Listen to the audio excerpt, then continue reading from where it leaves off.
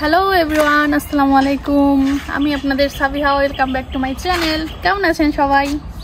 আর রোজার এই কদিন চলে গেছে, আপনাদেরকে দেখাইতে পারলাম না যে ইফতারিতে আমরা কি কি করছি আইটেম। আজকে সামান্য পরিমাণ কিছু করার চেষ্টা করব, সব আইটেম আজকে করব না, কারণ আজকে আমি অনেক ক্লান্ত, মানে রোজায় ধরছে আমারে। আপনাদের কি অবস্থা রোজার মধ্যে সবাই অবশ্যই কমেন্টে জানাবেন। আজকে আমি ভাবছি যে একটু বেগুনি করব, বেগুনি খাইনি এখন পর্যন্ত, রোজার এই কয়েকদিন চলে গেল আমি এখন বেগুনি খাইনি। আজকে ভাবছি একটু বেগুনি বানাই আর আপনাদেরকে একটু দেখাই আমি কিভাবে বেগুনি বানাই। আর যেহেতু আমাদের নিজেদের গাছের বেগুনগুলো অনেক বড় আর বিচে যেহেতু কম, খেতে অনেক মজা, এর জন্য ভাবছি যে এই বেগুনগুলো দিয়ে একটু তৈরি করে দেখি বেগুনি কেমন লাগে। আজকে আসেন আমাদের বেগুনগুলো আপনাদেরকে আগে দেখাই।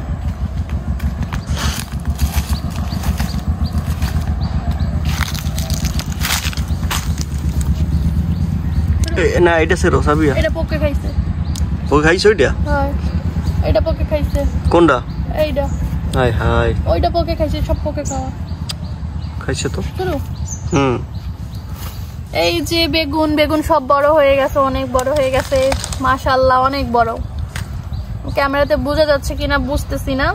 এই যে অনেক বড়, আল্লাহ এই জায়গা দিয়ে ফুটো হয়ে গেছে। হ্যাঁ, খাইছে পোকে। পোক এখনো ভালোভাবে ধরতে পারে নাই, উপরে স্কিনটারে ধরছে বুঝছো। আমি সবগুলোই সিরা ফেলাই, বেগুন অনেকগুলো হয়েছে কিন্তু গাছে। সব সেরবা? হ্যাঁ, সবগুলোই সিরা ফেলাই। সব বলতে তিনটা সেরো, ওইটা সেরো, এইটা সেরো আর বড় তিনটা তিলে সিঁড়ি, বড়গুলা সিঁড়ি। এই বেগুন ছিটতে গেলে না আমার শুধু ভয় করে, যদি গাছটা ছিঁড়া যায়। কেচিরা নিয়ে আসো, কাটবা যাও। কেচি দিয়ে নিয়ে আসলে পারবো তো গাছ ভাঙিয়ে ফেলো তুমি। ঠিক আছে, আর কই ঠিক আছে, জানি না, কেচি আনো যাও। আর দাদা খাওয়া গেছে আনছো? হাই, বেশি চালাকি করলে করে দিব শেষ করে। দুষ্ট হয়ে গেছে অনেক সাবিয়া গেছে। তুমি তো দুষ্টামি করে চুপে চুপে, সেগুলোকে ওরা দেখাইতে পারি না, কিন্তু আমরা তো সরাসরি দেখাবার জন্য আমি এখন খারাপ, বুঝছো? ভিলেন তো আমি, কাটো কাটো, তুমি তো হিরো। আমি নাকি বেশি পটর পটর করি না? কমেন্টেও পাইছি, আরে ভাই পটর পটর করে কি সাদে? উনি তো করে ক্যামেরার আড়ালে আর আমি করি ক্যামেরার সামনে। ঠিক আছে, ক্যামেরার আড়ালে কিন্তু আমি পটর পটর এত করি না, শুধু ক্যামেরার সামনে একটু যা কথা বলি, মন খুলে একটু কথা বলতে পারি, আর সারাদিন একটু কথা বলতে পারি না, বুঝছেন? এর জন্য শুধু ক্যামেরার সামনে কথা বলি। এই যে দেখছো এই জায়গা দিয়ে যে ছিদ্র করছে, বাবা শান্ত হয়ে গেছে না রোজায়। আমরা তো বেশি কাজ করি, ওই জন্য আমরা ক্লান্ত হই না, বুঝছো? আর তুমি তো আমার সাথে এখন আরামে আছো, এখন তো তোমার রান্না বান্না নাই, কাজ যা সব শেষ তোমার, এখন তো রান্না বান্না তো করা লাগে না। এই দুপুরবেলা রান্না বান্না যে কত কষ্ট জানো, করো তো না, বোঝো না। একটাই কাটছো, আধা ঘন্টা বসা, মিনিট বসা। এইটা এটা কাটো, দে এটা আমি সিঁড়ি, তুমি দাঁড়াও। সব বেগুনই কাটা থাকে, বুঝছেন? দেখছো বেগুনটা সেরা আগে কত সহজ। হ্যাঁ, শুধু আমিই পারি না। কত লাগছে? 2 সেকেন্ড লাগছে। এইটাতেও ফুটা করছে। হ্যাঁ রে পোকরে, এত স্প্রে। এটাতে তুমি স্প্রে দিতে পারো না, এটাতে তো বড় ফুটা করছে। আল্লাহ, আমি এই বেগুন কাটমই না, আজকে তুমি কাটবে এই বেগুন। পোক একটা পোক দেখলে আমি 10টা লাভ দিমু। বাবা, এই যে আমার হাতেও হয় না, একটা বেগুনই হাত বেড়ে গেছে। এগুলা এক একটা বেগুন কত বড় হয়, এগুলা কিন্তু আরো বড় হইতো। এটা পোকে ফুটা করছে তো, এর জন্য হয়তো বা এগুলো আর বড় হয় নাই না, এগুলো আরো বড় হয় নাইলে। এই যে 3টা বেগুন। টমেটো লাগবে? টমেটো আজকে তো কিছু দেওয়ার নাই, থাক গাছে, পাকুক আরো, পাকুক। টমেটো মোটামুটি ভালো পাকছে কিন্তু কিন্তু টমেটো গুলো একটু টক লাগে আমার কাছে। না এখন পাকছে না, এখন টক লাগে না, এখন মজা। আরো লাল হইলে তারপর মিষ্টি লাগতে পারে। 3টা বেগুন একদম কি সুন্দর না? যাও গুলো বেগুনি বানাও, ঠিক আছে? আচ্ছা, ওই কাছিটা নিয়ে যাও। বেগুনির জন্য বেগুন কাটা হচ্ছে ওখানে। কত বড় বেগুন গুলো।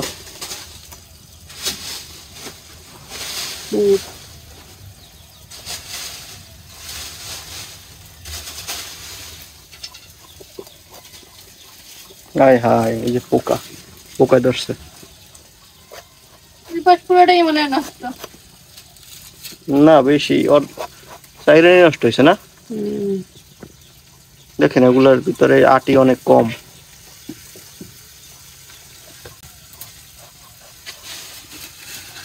আমি বেগুনের জন্য এখন একটু বেসন গুলে নেব।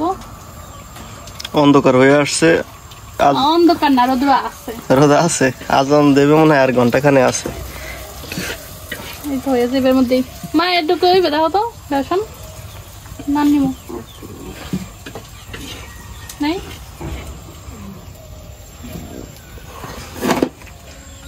নতুন জানো? হলুদের আমার গুঁড়া কাছ থেকে রান্না শিক্ষা নাও। হলুদের গুঁড়া দেয়, সব দেয়। একটু মরিচের গুঁড়া দিলাম, এখন দেব হলুদের গুঁড়ো।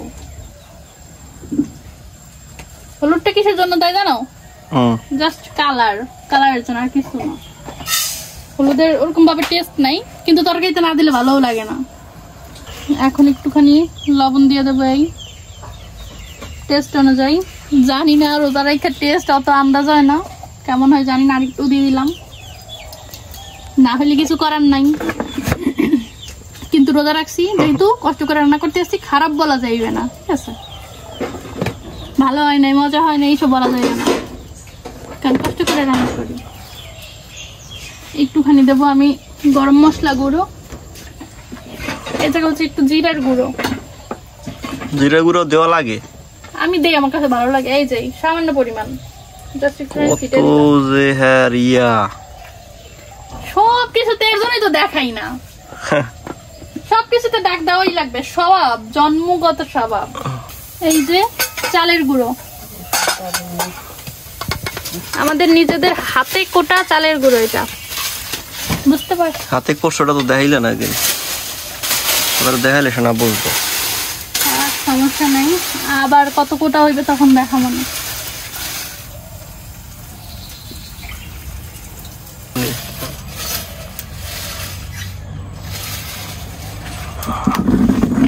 ভাজা পোড়া খাইলে রোজার দিনে তেল মনে হয় 5 লিটার তেল মানে 10 দিনও খাইতে পারবো না। তারপরে যদি শেষ হয় তারপরে চিল্লাচিল্লি শুরু হবে, ওদিকে ভাজা পোড়াও খাওয়া লাগবে।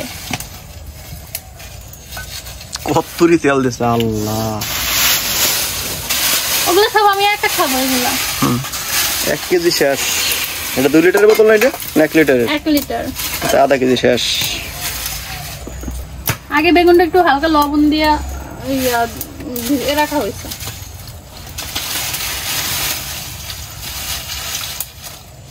মা এদিন লাগে না,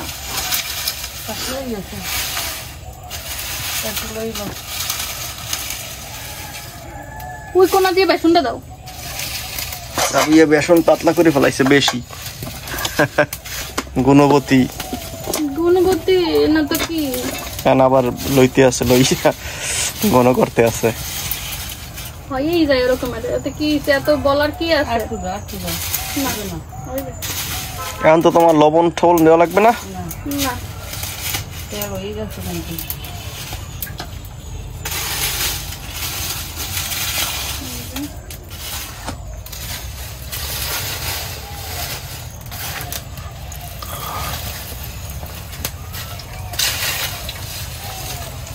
ঠিক আছে এবার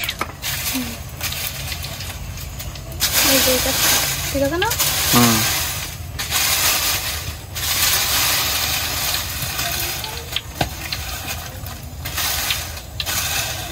এই বেগুনি গুলো ঠান্ডা হয়ে গেলে মজা লাগে না, মানে যে কোনো ভাজা পোড়াই একদম আজানের সাথে সাথে যদি এগুলো ইয়ে করা হয় তখন ভালো লাগে। এগুলো রাইখা দেবে যাবে একটু ঠান্ডা হয়ে, তখন আর মজা লাগে না।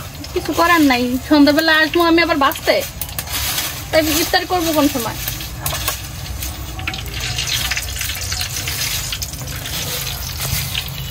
তো হয়েছে, ভাইসা উঠে গেছে।